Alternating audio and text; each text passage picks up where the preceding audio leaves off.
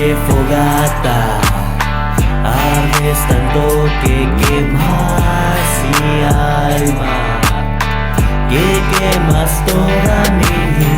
Oye, fogata, porque quemas todas mis palabras, porque quemas todas mis. Con ellas pretendo hacerte un mar de lava. Tranquila amada, que ya vengo con más ramas. Solo espero la noche para ver volar cenizas. Pensar en más reproches de la vida de un hombre no es noble. Y en el trabajo pensativo como de costumbre.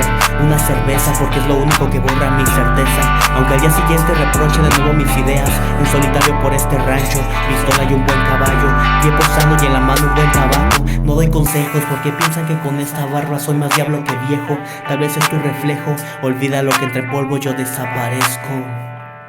Olvida lo que entre polvo yo desaparezco. Oye, fogata, ardes tanto que quemas mi alma, que quemas toda mi.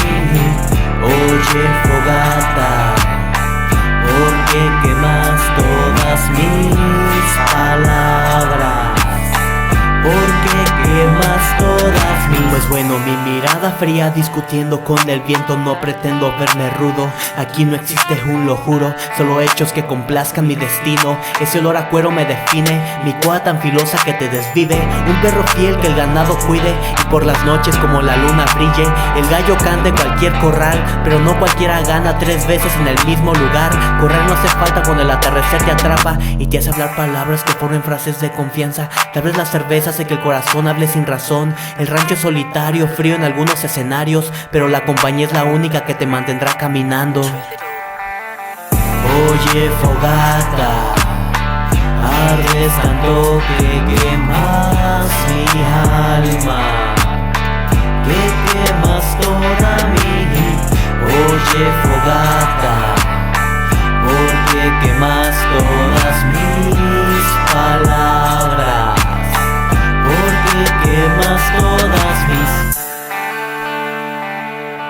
Ya hoy es el Real Villa, desde Irapuato, relatando un poco para aquellos que caminan solitarios por un rancho, un camino áspero.